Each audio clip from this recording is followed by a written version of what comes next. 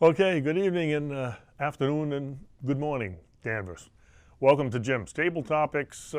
This is our July show, July 2022. So happy 4th of July, happy birthday, America. In fact, it's America's 246th birthday. So we got 4 more years to go. So in 2026, it will be 250. We'll see if we can have some fireworks then. But at any rate, the weather's been great. I hope everyone had a good time and a safe time celebrating the 4th of July and just getting in. This is our first summer that we can just say, COVID is over. Now COVID is, we'll put COVID in quarantine. It's over now. But there are still some pockets of resistance out there. There are still some places that you need to wear masks and they demand to see proof of vaccine. It doesn't make any sense to me. It doesn't make any sense. I mean, from what I'm reading and seeing, but then again, you got to look at where we get our news, and that's what this show is all about. So today's show, which is, this is the introduction, I'm just rambling on, is who decide what is news and what is allowed and what is obfuscated, the news. So, see, that's the problem that I'm seeing here, is that there are certain news stories that will never get any airtime, but then there are other that are overly reported, redundantly repeated over and over again, 24 hours a day, 7 days a week, to make sure that you are summarily in sync with that lie, or whatever it is they want you to know.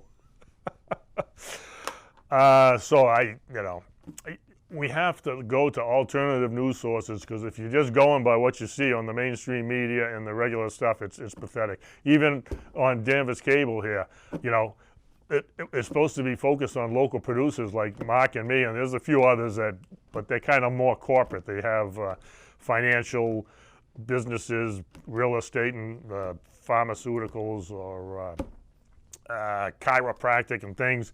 But they're businesses and things like that. But Mark Zubrick's Topics of the Town and Jim's Table Topics are basically the only local cable producers that just regular people, just a regular guy, just telling it like it is.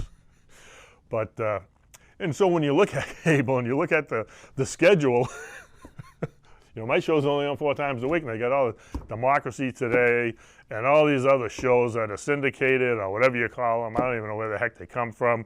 And so if I say anything on this show, I have to sign all sorts of papers, and I'm producing this, and this is me. But if you try to find out about what these other shows, that's private, confidential. We don't just well, wait a minute.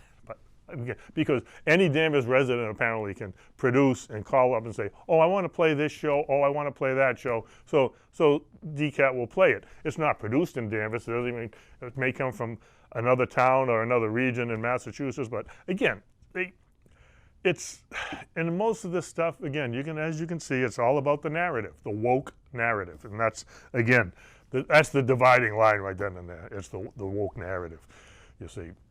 So, and that's why where you get your news is very important. I mean, this is an election year. Did you know that? So, what are going to be the issues, right? Apparently, Beacon Hill just, passed the licenses for illegal aliens and a lot of called Safe Communities Act, right? What does that mean? Okay, yeah, they give all these lame reasons that, oh, it's a good idea. Now they'll be trained to learn how to drive, and they'll get insurance. No, they're not. It's just a magnet to bring more people, illegal aliens, into here and use the system. It's kind of like the story that will never get reported that happened in New York 3 days ago. I don't even know when it was.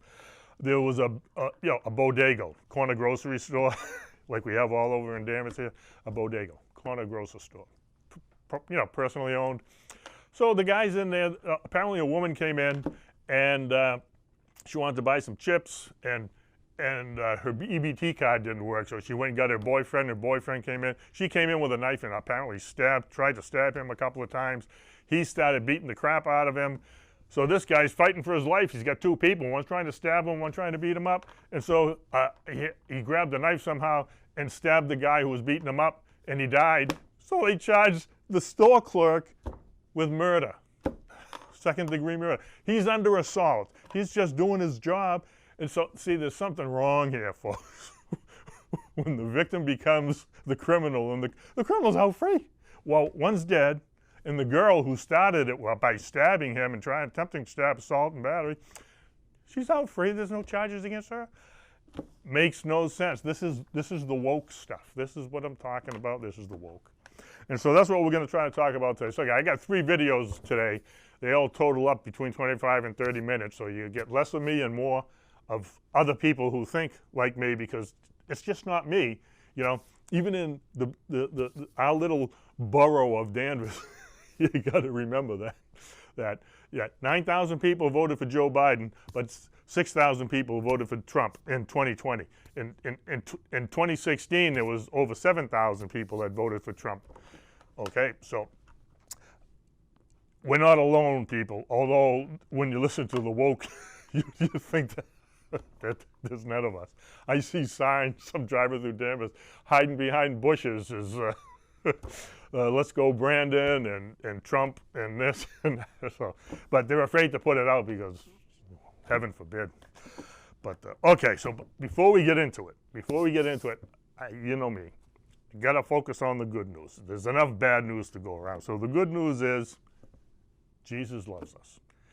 He died for all our sins, and we're all sinners. We all have done something that's not right.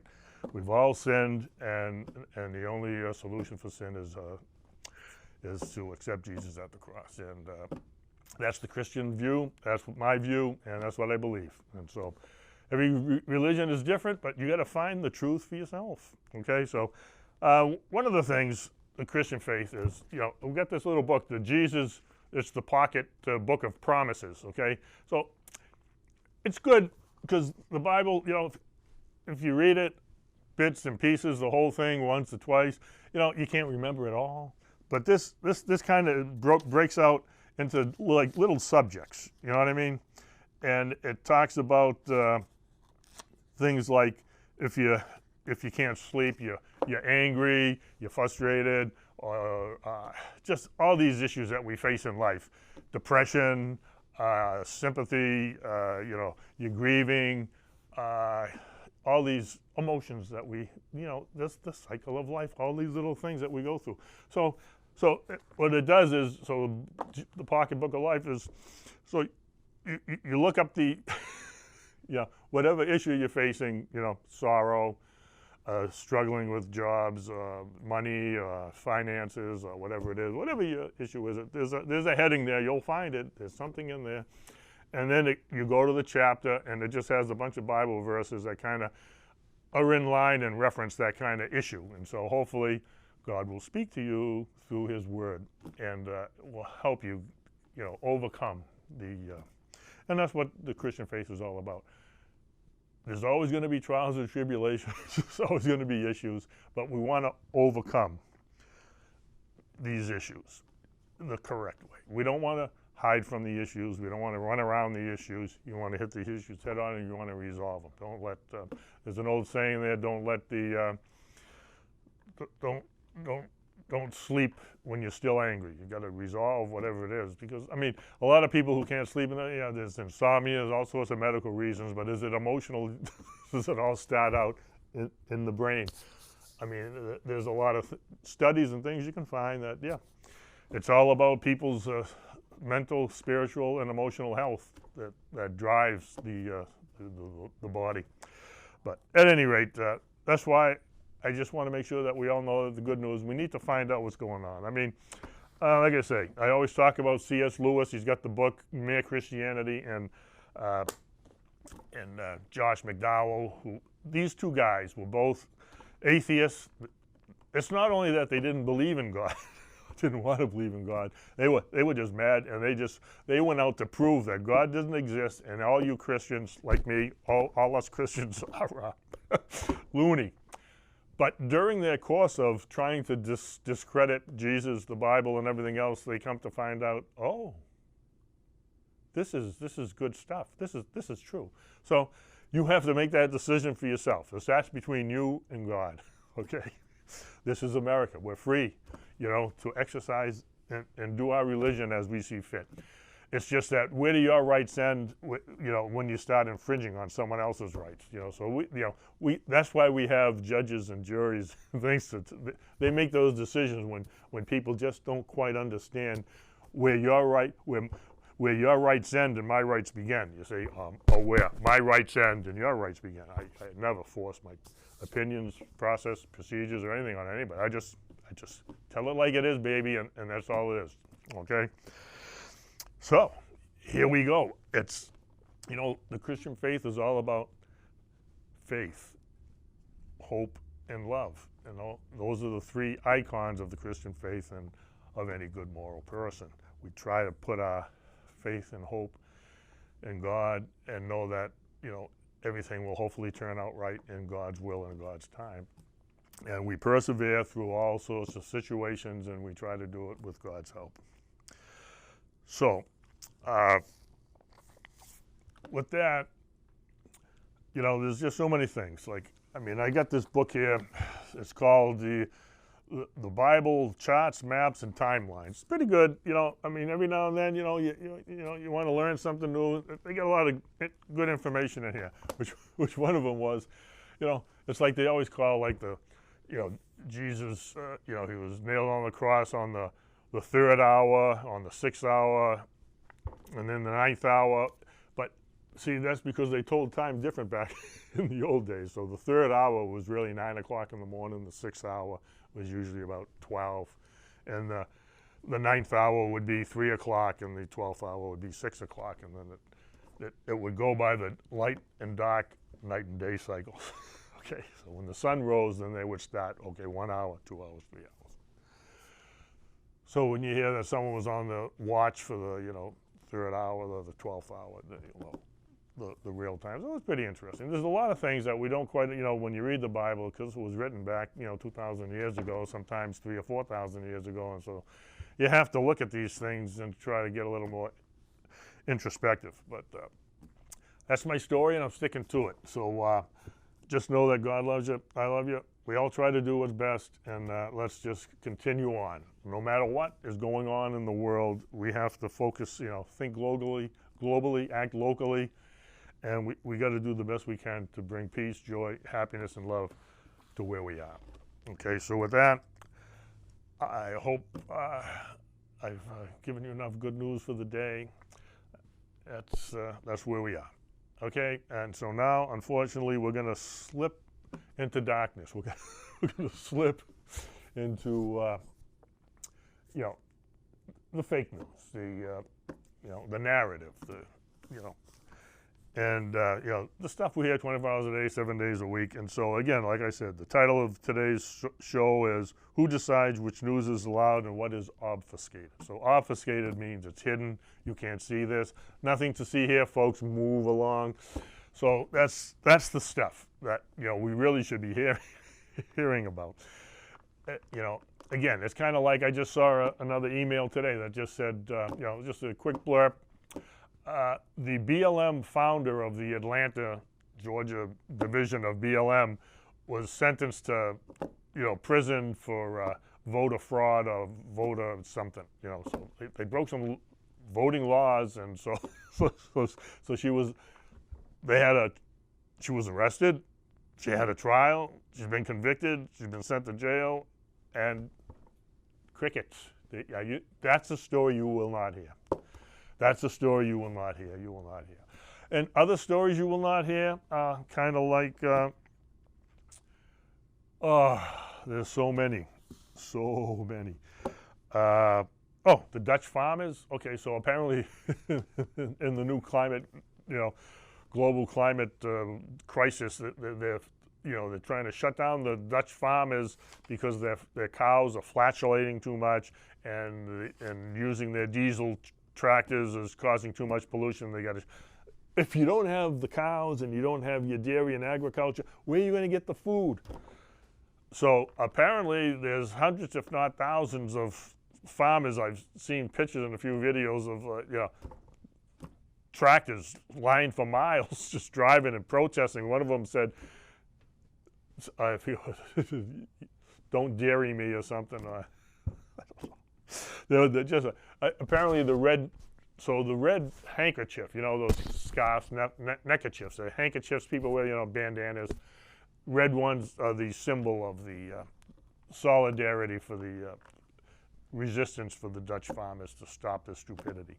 And again, it will be coming here eventually. You know, it's just you know, that's just the global tide. Okay, so we got to watch out what's really happening here. I mean, you know, it's kind of like, wait a minute, didn't Swalwell, what's his name? He's a congressman from somewhere, and Feinstein and a few other Democratic congressmen and senators have literally Chinese spies working for them on the payroll, and nothing happened. They're still there. And even Swalwell is still on the Foreign, you know, Relations Committee or whatever the heck committee, and you know, it's like, really? Now, were these spies spying on them or telling them what to do? That's a tough call, but we'll never know because they never tell us anything about it. But we'll hear about January 6th, day in and day out, 24 hours a day, 7 days, it'll just go. So, I just don't know. So, but this first tape is, well, it's going to be a while before we got 2 minutes to get there. And one of the other issues is this whole, the Border Patrol agents that were on horses. Remember that? And President Biden said, we're going to punish them. Well, it comes to find out that they did nothing wrong. Those are just the reins of the horse. They weren't whipping anyone. That's, you know, you ever ride a horse? There's all sorts of rigging on there that, yeah, that's their giddy up, whoa. So everyone from Joe Biden to Kamala Harris and every liberal socialist operator said that they were whipping them as worse than slavery. It's the worst thing that's ever happened. But it was a lie. It didn't happen. So not only did it didn't happen, so now it's been a year or two, I don't know how long it's been, but now all of a sudden, you know, Joe Biden wants to make sure that they're punished. So you'll have to listen to Greg Gutfeld and his crew discuss the not the J6, the horse whipping incident. I mean, and so just to be clear, you know, that you know, Tyrus he's a black man, and he's going to talk about this stuff. he's really funny. But at any rate, you know, this is going to be a 7-minute video. Okay, so you know, Dave's ready to go to it. So let's just I've explained it. David, you can fire it up. We'll go to the tape.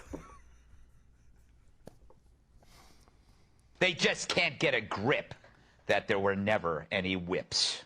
Will border agents get the punishment they feared, even though their case was cleared? They were just trying to control the horses, but the DHS still punished them, of course, says. Department of Homeland Security is preparing to discipline Border Patrol agents falsely accused of whipping migrants last September. I guess this is their version of law and order at the border. But you remember the tale, the one proven to be total BS after reasonable minds pointed out that the agents were holding reins for controlling horses, not whips? Now, despite that, they've already been cleared of criminal conduct. A federal source tells Fox News the DHS will hit them with administrative violations, and they'll be given a chance to defend themselves. How nice. I'd say Biden's beating a dead horse, but he might try to arrest himself. Now, if all of this stinks like Amber Heard's bed after a chili cook-off, it's because at the time that this fake news hit, the media was all too eager to run with the whips lie. The media had then never admitted they blew it and ignored the story after the agents were cleared. Worse, you also had DHS Secretary Alejandro Mayorkas and the president saying stuff like this. Our entire nation saw horrifying images that do not reflect who we are, who we aspire to be, or the integrity and values of our truly heroic personnel in the Department of Homeland Security. It was horrible what to see, as you saw. To see people treated like they did, horses barely running them over, people being strapped, it's outrageous. I promise you those people will pay. Yeah. Well, we're all paying, right? $5 for gas. 20% of our 401k is gone. But thankfully, a picture paints 1,000 words. Too bad Joe Biden doesn't have the stones to say any of them. Like, I'm sorry. Right, Rob? Wouldn't it be amazing if Biden actually apologized to these guys? It will be amazing, but it's never going to happen. And, you know, when he made that statement, when he said videos of people being strapped, like there's some joke between that and Hunter Biden's laptop somewhere. I don't think I'm smart enough to put it together.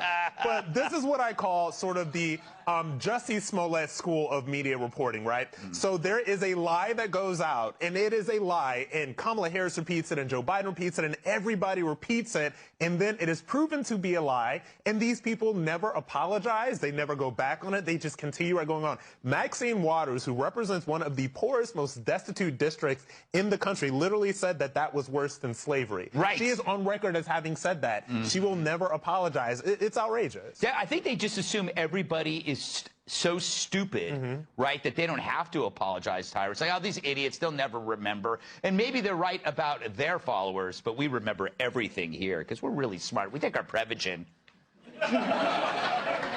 So here's the deal. They were already... Go ahead. We're not on TV right now. Okay. No, okay. Somebody leaked this, and the reason why they leaked it, my theory, is because it was sitting on somebody's desk. They knew these guys were innocent, but the DHS wasn't going to do anything about it. So some brave person leaked it to Fox. This is my theory. And now they're going to have to deal with it. Well, somebody said, let's force their hand. Yes. Exactly. They were going to be disciplining them for the next 3 years. Yes. Until it went away. So now what they're going to do now is they're going to say they didn't fill out their horse release paperwork on the day. They didn't sign, Buttercup out appropriately and didn't have her back in the stall by the time they got back, and that is egregious. Yes. It's animal cruelty, and just so happens that that horse was black. So we also have a hate crime. Yes, they do. But identified as a sheep and was put in the wrong stall. So there was a whole lot of issues there, and apparently also, I'm sad to report, they used the wrong pronoun with the horse. So they are all suspended without pay for 4 hours.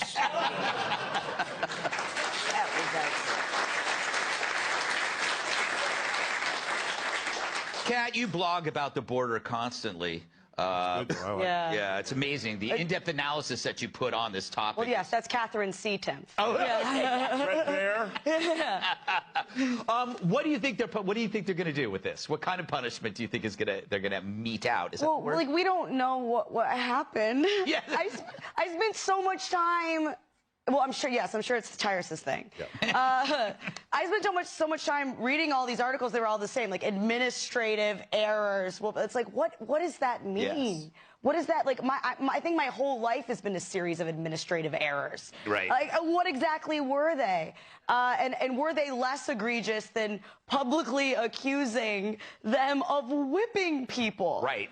Because that, to me, is horrible, and I think everybody thinks that that's horrible. It's just a matter of who actually even knows that happened or not, because there could be people who see this headline and they just think maybe the administrative error is the whipping, because a lot of people don't bother to read stories anymore. They just form opinions based on headlines. Yeah, I think that's called heraldoing. Yes.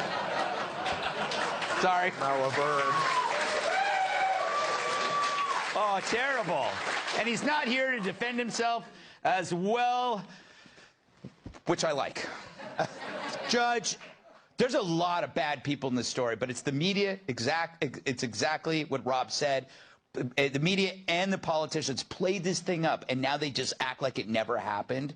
You know what I just don't understand is, if the Biden administration doesn't want Border Patrol on horses, then why do they send them to the border? Like, what is the point? Are they supposed to stop the immigrants, organize them in some way? Because if that's not what they want them to do, then they're paying them for something that they really don't want to pay them for and that they don't want them to do. The truth is, they're doing their job. They don't have a president who will stand up for them. And they've got the left that's telling the president, you've got to punish these people. They haven't done anything criminal. That's already been established. Right. So what they're trying to do is they're trying to make them look like bad people. people because they've got reins and not whips. So maybe they should just outlaw the horses. There you go. If you outlaw horses like guns, then there won't be any more problems. That's all you have to do. All right, up next, we got to rename the pox, says the world's top docs. You're going to love this. So, again, you know, it's issue after issue, event after event. I mean, you couldn't lay it out any better than that. They take an issue, they blow it out of proportion, they misrepresent it, and then it's all proven to be one big fat lie, and they never apologize, and it just keeps living on, and everyone believes it. And I know they believe it because I've got friends and some relatives that live in some of these federal housings and things where all these people live, and they talk, and so they're telling me that they try to talk about the price of gas and how Biden, and they, no, it's not Biden, it's Putin, it's Putin. So, I mean, so these people are talking, trying to have an intelligent conversation about the price of gas and how, you know, President Trump made us, what do you call it, energy self-sufficient. We weren't dependent on OPEC or any of these other countries, but yet, as soon as Biden got in, and gas was like $2.15, $2.20, and so now when Biden got in, the first thing he did was shut down the pipeline, steepen the penalties in the process for drilling for oil, stop the drilling so we can't drill for oil now, and if we did, we don't have a pipeline to put it in, and so, but then Trump held the hard line with Putin, said, no, you can't, you know, drill for oil and do all this stuff, you know, you're violating whatever it was, or we'll put sanctions. Biden said, go ahead, Vladimir, you may drill, but we will not. And all you other countries, you guys can drill. We'll buy your oil. We won't drill and buy ours. So now the price is up to $5 a gallon. And again, don't be fooled. You know, the AOC and her, whatever they're called, the squad, you know, they're the ones who are pushing for the, you know, the green climate, whatever the heck it is, the initiative and the Paris Accord and all this other stuff. And so part of that is to push the price of gas up to $7. So we're not done yet, you know. So don't think it's an accident. No, this is part of the plan. This is it's going to go past $5. It's going to go to $6. It's going to go to $7, and they're going to force you to junk what? 550 million gas-powered cars, and I don't know where all that stuff is going to go. And then you're going to have to buy a $100,000 or $60,000 electric car that you can drive for 300 miles and then wait an hour or two to charge it up, you know, however it works. But, but if you listen to the news, it's all Putin, Putin's fault. No, it's not Putin's fault. And it's just issue after issue. You know, the next issue we'll kind of go into is the J6, which, again, you know, I can remember during the Kavanaugh hearings and the Gorsuchs, whoever, I don't even know, you know, they stormed the Capitol building. They were banging on the doors. You can see the videos. They were vicious and they were angry. And the court, or the Senate, or the House of Congress was in session doing the confirmation hearings, and they're banging on the door. They're banging and screaming like demons from hell. But I guess that's okay. That's not an insurrection. You know? And even during when Trump was president, and when BLM was burning the country down, and he tried to get the federal troops to help them. No, they wouldn't. And BLM was down there in Washington burning churches and all sorts of stuff right there in Washington, D.C., but that's okay. That's not an insurrection. That's nothing. That's okay. But get a couple of Trump supporters and literally, you know, again, you can't make this stuff up. This stuff isn't even real. Okay, when you look at the J6 committee, which we'll get into momentarily, but, you know, it's supposed to be a bipartisan committee. Liz Cheney and Adam Kinzinger are not Republicans. They're part of the deep state. They are the problem. There is no separation of Republicans, Democrats, conservatives, liberals. No, it's either you're part of the deep state or you're in the Trump camp, and you're a marked person. So this is what this is all about. There is no cross-examination of the things, but we're going to go again to the Gutfeld show, and we're going to see what they have to say about the J6 hearings. Okay, so let's see what the other side of the version says. So David, let's go to the tape. Happy Friday, my happy Friday friends. And happy July 4th weekend, right, huh? From your favorite little firecracker, me. Just remember to be careful out there. I'd hate to see you lose a finger. Like my childhood friend we had to call Mittens. Yeah.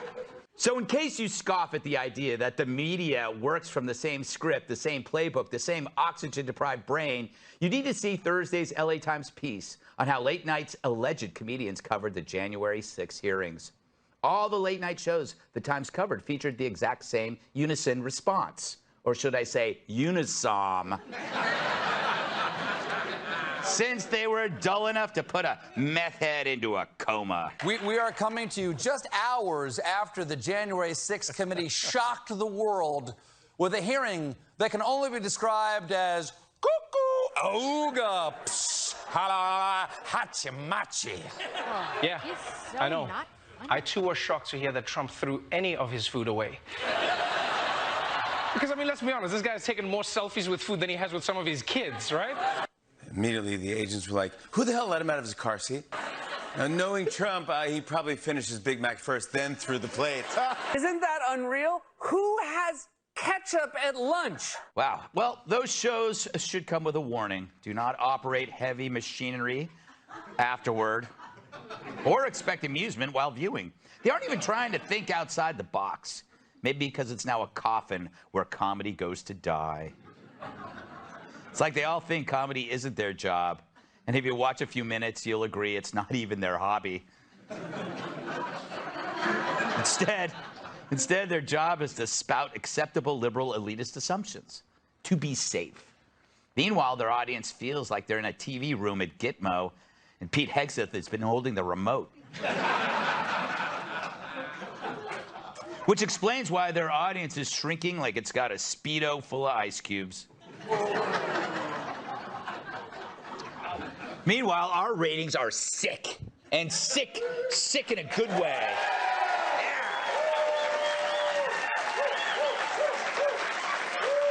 Yeah. I think that's what the teens say. We're sick. In a good way, not in a, hey, what are these sores and why do I want to eat bananas and fling my feces?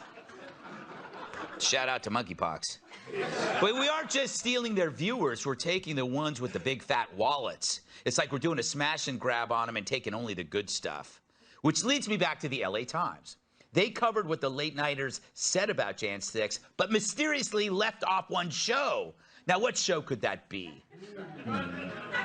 Do you think it's the one that A, isn't parroting the other shows, B, and is beating the crap out of them in less than a year of being on air, and C, whose host is hotter than the handle of a cast iron skillet? Not even letting me finish. I want to reread that one.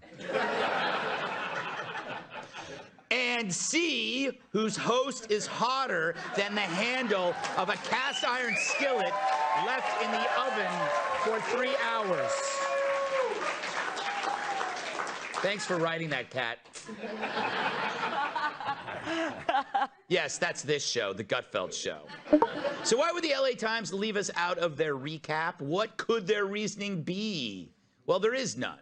When the leading late-night show is bucking the conformity of those other shows, you'd think that would be a story, perhaps even a big one, for the writer whose beat is late-night TV. But no, they ignored this show like it was me trying to get a lap dance at Applebee's. I get confused. It's all those bright lights. Again, the question's why? Well, it's like the January 6 hearings. If you don't show the other side of anything, it helps you think it doesn't exist. It's like when your car's making a strange noise, so you turn up the radio and suddenly the noise is gone. It's like covering your eyes and sticking your fingers in your ears and singing la, la, la, la, la. which is how doctors say is the safest way to get through Fox and Friends. They don't watch. With few exceptions, the mainstream press has bent over backwards to ignore our success, since ignoring it means we don't exist. There could be no viable alternative to their crud fests. True, if their minds were any more closed, they'd be a post office on July 4th. So what does that say about their beliefs or their egos? That maybe they know that neither can stand up to a challenge. It's the same thing that happened when Fox News launched 25 years ago. They laughed, they mocked, and you saw how that turned out. We're stomping them like grapes under the feet of an Italian winemaker. I get asked this question a lot from college kids. Where am I and why am I tied up? But also, how do I respond to people who outnumber me on campus and trash me for my beliefs? You know, I always say, stab them in the face. With truth. And a knife. Made of honesty. When people give you for being different, just say, do you ever wonder why I'd choose the harder path? Why would I make it hard on myself? I mean, I could just do you. So aren't you curious as to why I would make myself less popular than a class called Intro to Chlamydia? It's a question I pose to my evaporating competition. Do you ever wonder why we aren't doing you? Is it because we're dumb or crazy? Or maybe I know something you don't? The answer isn't as important as them hearing that question. It's like when I asked my wife why her tennis pro is living with us. Sure, I could do their liberal late-night shtick. Pandering is the easiest form of comedy. I wish someone could explain that to the writers at SNL. They're still doing Trump is an evil Cheeto jokes that were stale in 2016. While saying nothing about a president who flopped off a stopped bike like he was rounding a turn in the Tour de France.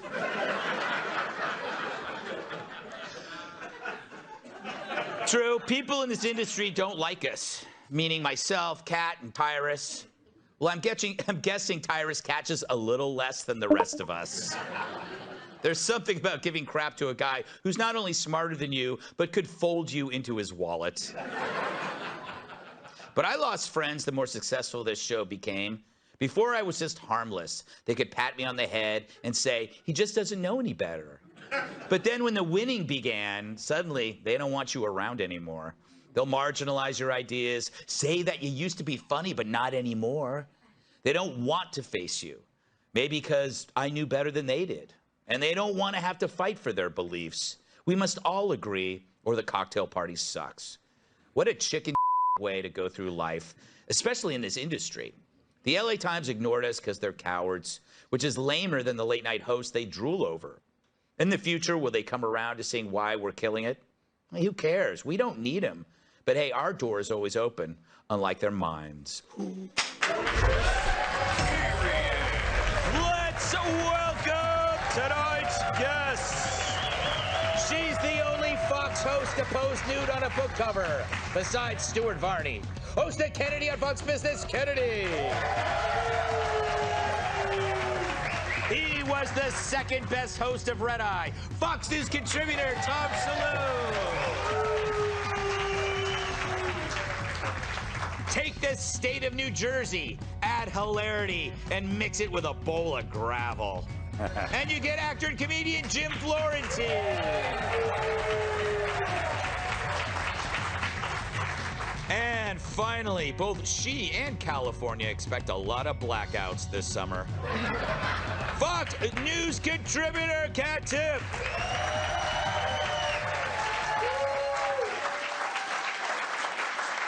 We have, dare I say, a panel full of comedians, very funny people, who probably have very valuable insights on this topic, including perhaps you, Tom. Yes, Greg. How are you? It's great. I love this A block. We got the rundown of the show in email today, and it said, A block, let's talk about how awesome Greg is. So, Yeah. You know, my producers should be a little more subtle. I know, right. It's not about me. It's about all the opportunities I give to everyone else.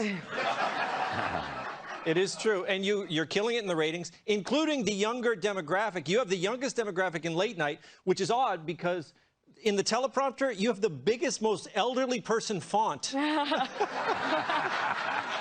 It's true. I can't see anything. Probably won't be seeing you anymore.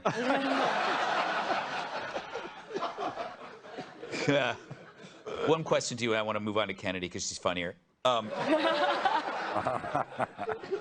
Do you think it's the comedians who are concerned about being liberal, or is it the people like the producers and their bosses? It's all of them altogether. And the thing is, I used to think it was a liberal bias, but it really is a bias toward the establishment and those in power, which is weird because it didn't used to be that way. I worked on The Daily Show with Jon Stewart. When he took over the show in 1999, he came in and he said to everyone, we're going after the powerful. Who's ever in power, we're going after. And he did that for a while. And his show was killing it. Now you're killing it because you're doing it. Yeah, there you go. Very good. I am killing it. Yes. Yes, no need to applaud. We're eating into my valuable talking time every time you applaud. Kennedy, you were this big star on MTV. How many friends did you lose? Like, did you notice a sea change in the people around you when you started working at Fox?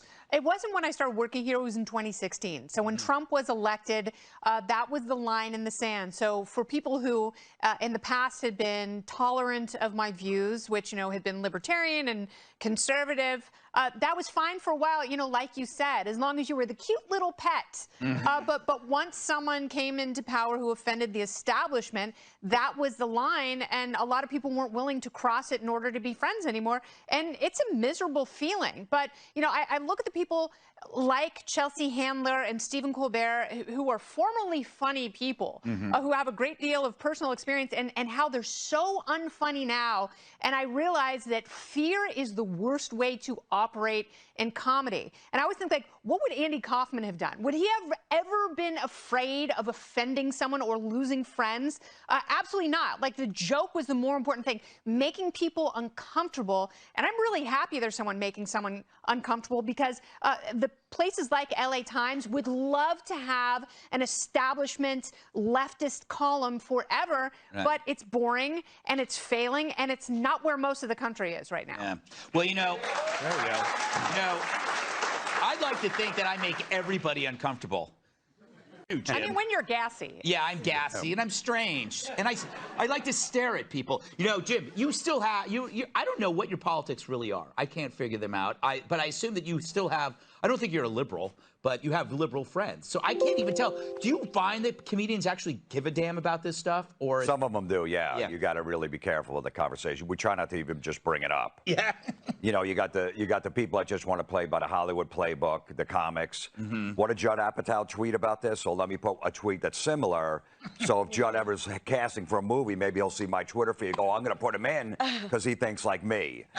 It's the Hollywood playbook. And then you got the other guys say, hey, man, just go up here and tell jokes. What's the big deal? Right. So it's a fine line you got to ride. But also with these late night guys, it's like, it's almost like the COVID jokes. Like all the comics have them, and now they're hacky. No one wants to hear them anymore in a club. They're waiting for a new wave of COVID to come so they can bring back those jokes. And that's how these guys are, the late night guys. Trump's back. Oh, good, he's in the news again. We got tons of material. The same hacky jokes, like you said, since 2016. Yeah, they come. It is like it's a rotation. Like, you know, like that little cake display at the diner just keeps coming around. Yeah. I just like doing this with my finger. Are you hypnotized? They hate when Trump lays low for like 3 weeks. There's no statements, and then all of a sudden, yes, he's back. We got jokes again. Exactly. We got our COVID jokes. Yes, they need it. Kat, why are they so intimidated by us? He said us. Because you always send me those articles about the show, and I'm like, why? I'm not in this. I just search for my own name. I'm never in there. So what you're doing is sending me an article about how great you are. Again, like, thanks. You lost friends. You course. You lost close friends. And it's this when you killed them. No, I'm nonviolent. It's the same thing as Kennedy went through, where it's my beliefs haven't changed since I met some of these people. I've always been libertarian. It's been exactly the same. But then it just became not okay that, I've never voted for a Republican. I've also never voted for a Democrat. But then in 2016 and 2020, it was not okay that I wasn't voting for a Democrat. And then all of the history that I had with some of these people over a decade, some of these people didn't matter because I was now a horrible person. And it wasn't just an angry conversation. I actually don't have some of these people that I was very close with in my life, even though I didn't change at all. Those people changed. Yeah. And the guy that I was supposed to vote for, things aren't going great. Yeah. Which guy? Yeah, exactly. Yes. Does it have to be a guy? And for what? Depends on what you're talking about. Yeah, you're right. Women shouldn't political office. Sexist would say. Yeah. Well, the Andy Kaufman thing, it may be true. We don't know. Greg, this all could be an act. You could turn out to be some left-wing communist, and this whole thing is a ruse. Up next. Okay, yeah, I was watching that for the third time. I laughed through the whole thing. So, yeah, I laugh, but it's really sad. When you look and listen to the stories, and they're right. We always used to joke and laugh about, political correctness and all this stuff. But wokeness is just political correctness gone amok and just gone to the nth. It's gone into, it's just terrible. And to the point where the partisan polarization, politics, it's terrible. And Trump was the dividing factor. So once he became president, it was like, oh, wait a minute. When Trump won the election, every Democrat, socialist were screaming and crying for 5 years after he won that it was he's an illegitimate president, he didn't win the election, and blah, blah, blah, blah, blah, blah, blah, blah, for years. Not just at the election, for years. And so now all of a sudden, if you say anything about Biden not being a legitimate president, it's like, oh, you're a denier. Again, if you're not following the woke narrative, then I like to say that, yes, we're known by our friends and we're known by our enemies. So you better make sure you know what's real, what's fake, what's the truth, and what's not, okay? Because I can tell you right now, our current leaders and our media and our Hollywood and all the people that are driving the culture and the narrative and the woke narrative are in fact serving we the woke. I don't know who we the woke are, but it's certainly not we the people. And like I said, I don't know if I said this before, Beacon Hill, Massachusetts, the other day, they just passed the law to allow illegal aliens, illegal immigrants to apply for Massachusetts driver's license. It's like, okay. I know people that were scrambling, trying to find all their identification to get the licenses for the new license and everything else, and it's like, oh, we're just going to give them away. It doesn't make any sense. It's not solving any problems. I think I talked about this, but yet, did you hear anything about it? There is a petition. Well, it's not even a petition because it says it's a referendum petition, okay? So I hope you'll sign it. It's going to be going around, and it's to repeal the law that you just passed. No, we're not going to give illegal aliens licenses. We shouldn't do this, and it's just going to be another magnet to get people to come in here and do it. It's crazy. But again, that's the wokeness of the woke. They keep passing these laws while gas prices are going through the roof, but that's the design. That's what they want to do. So the next subject, again, it's all about the woke agenda. Pick a subject, any subject. If you're not on the woke side, then you're wrong. All this, DEI training in schools, they call it social emotional learning, but it's really all about genderization. And not, there used to be 2 genders, now there's 73. And I don't think that's quite, I think we talked about this on the last show, it's not quite age or developmentally appropriate for kindergartners to third grade. That's what it's all about. But again, they're not serving we the people, they're serving we the woke. And again, it's not a pretty picture.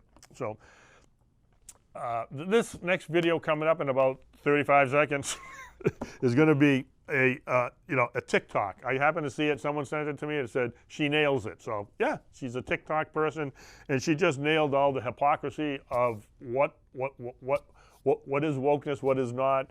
And again, you have to look at this stuff and say, do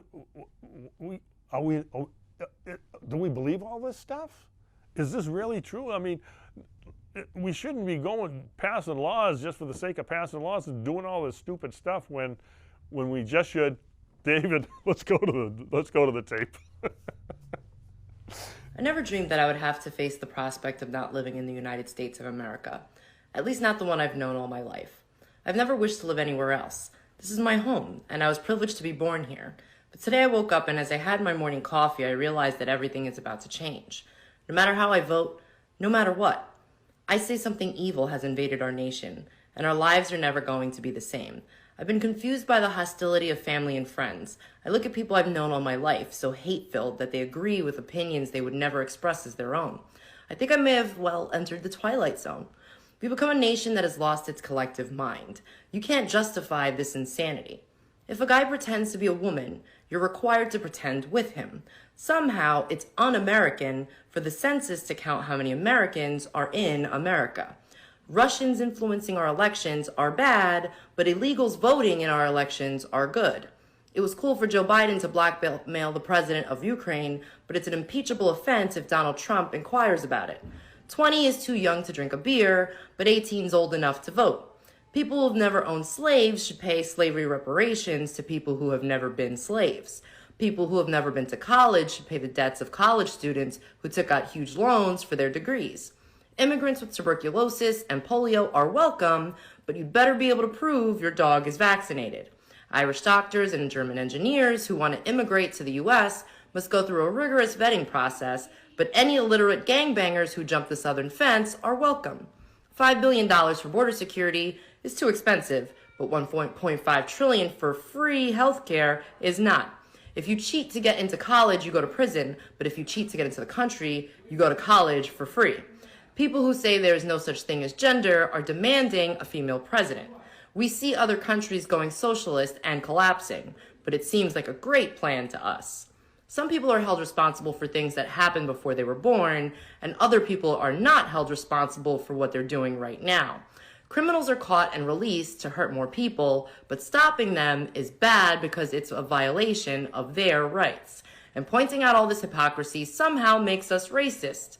Nothing makes sense anymore. No values, no morals, and no civility. People are dying of a Chinese virus, but it's racist to refer to it as Chinese even though it began in China. We're clearly living in an upside-down world where right is wrong and wrong is right, where moral is immoral and immoral is moral, where good is evil and evil is good, where killing murderers is wrong but killing unborn babies is A-okay. Wake up, America. The great unsinkable ship, Titanic America, has hit an iceberg, is taking on water, and is sinking fast. Speak. Well, I mean, it's a pretty somber testimony to what we're looking at, and she brings up a good point. It's biblical. She just said, what's evil is good, and what's good is evil, and that's what the woke agenda is all about. It's legalizing depravity and calling people who are trying to stand up and point out what's going on as evil. Okay. And again, nothing's changed. So, we're known by our friends, we're known by our enemies. You just look at all the Holocaust and what happened in Germany, what happened when after Jesus was born, all the disciples, they all died a horrible death. And that's just the way it was. That's government versus faith. And that's why it's so important that we have the separation of church and state, right? But I think they've kind of got that confused. They think it's freedom from religion when there's supposed to be freedom of religion. We're supposed to be able to exercise our religion. And if you look at the thing they always quote, which is the letter of Thomas Jefferson to the Baptist Church in Connecticut, he says that every free man, which is all of us, every American should be able to live and exercise their right to their religion unless their right infringes on someone else's right. And so what does that mean? That's kind of like the, some religions, can force people to do things. Christianity doesn't do that. No. And so when someone tells me God said to do this and they go out and do these horrendous acts, that's not the God of gods. That's not the Christian God. Granted, yeah, people are going to say, oh, the Old Testament was full of, yeah, that's right, that's the Old Testament. We're living in the New Testament. This is the new covenant, okay? We're driven by the Holy Spirit of grace and mercy and justice, okay? So the courts, and you can read it all about it, so if anyone's doing that, they're not following God's word, okay? And so we need to know that we're to be witnesses, and a witness says, I believe this because God changed my life. I used to be a moron, stupid person, and I thought I was better than everyone, and I thought it was great for me to just ignore them and let them live their lives without, no, I'm not better than anyone else. I'm a sinner. And I need to watch what I say and do. Okay, so I'm not the same person I was back then, and that's what it's all about. You got to try to be better. Everyone thinks that I'm still that old person, but I'm not that person. And so, and I do make mistakes, and when I do, I fess up, and that's all there is to it. Okay, so that's my story, and I'm sticking to it. There's a lot of things going on. Again, like I said, we're going to just kind of wrap up here. Yeah, I just heard that Danvers has a water ban. You can't. Before you could water like 15 minutes a day or 6 hours a week, whatever it was. I don't know. Now you can. Now it's all hand watering, and so I'm saying to myself, okay, we have smart lights. Well, if you live in Danvers, you'll know what I'm talking about. Smart lights at Route 128 and Route 35, and smart lights at Route 128 and Route 62. Worst intersections in the world by far, but according to our state officials and everyone else, it's working a plan. It's beautiful. And so we have smart zoning. Okay, smart zoning in Danvers Square, where if you could, they're quadrupling. So in other words, if you could fit a one family, that's saying you can fit a 4-family unit in that same area. Okay, so you can have 4 units instead of 1. So we're going to quadruple the zoning when we don't even have enough water for the people who live here now. Okay, again, that's smart zoning. You can, you can figure it out. Yeah, we're all supposed to be free to develop our land as we need, but we don't have to quadruple. and because they can make more money. No, it's landowners are landowners and landowners. Okay, so we're gonna have to figure out what the recipe and the actual mix is. There's got to be some kind of metric where you have so many square feet of land in a town, there's only so many businesses, so many residents, they certainly do it with package stores, except, even that was an interesting point someone brought up, that there's only so many licenses that you can get to open up a package store, a liquor store in Massachusetts or any one town, they give you so many. And when they opened up Total Wine, someone brought up a point, well, Total Wine, they're using one license, but they get more square footage than 10 of our existing ones because that's how big it is. So that's not the smartest metric to use it. So again, there's got to be some more, thought into these things. Okay, so like I said, this is my final thoughts, wrapping it down. I'm down to like a minute and a half here. So again, you got to figure out where you're going to put your focus, what you're going to work on, what you're going to do. I put my faith in God and in eternity and in the life hereafter. I'm living in the world. I'm doing the best I can. I've raised my family, lovely wife. I got my 2 daughters. I got 4 grandkids, son-in-laws, 2 son-in-laws, and life is good. Okay, and I brought them up, and they know how I think about these things, and we all kind of mostly on the same page. So life is good. And so I hope you do the same. And we got to teach them that, God, country, family, you know, we need priorities. I just came across a new show called Snowflake Mountain. This is on Netflix to binge, and I guess it's a reality show of, you know, how they extreme it. But again, God have mercy on us all. So again, I'm going to end on the good news, because I always try to focus on that. We really need to understand what we believe in, who we're going to follow, and what we're going to do with our lives. Okay, so God grant me the serenity to accept the things I cannot change, the courage to change the things I can, and the wisdom to know the difference. So good night, Danvers. Good night, America. God bless you. God loves you. And we'll see you next month. I don't know what we're going to talk about, but it's going to be good.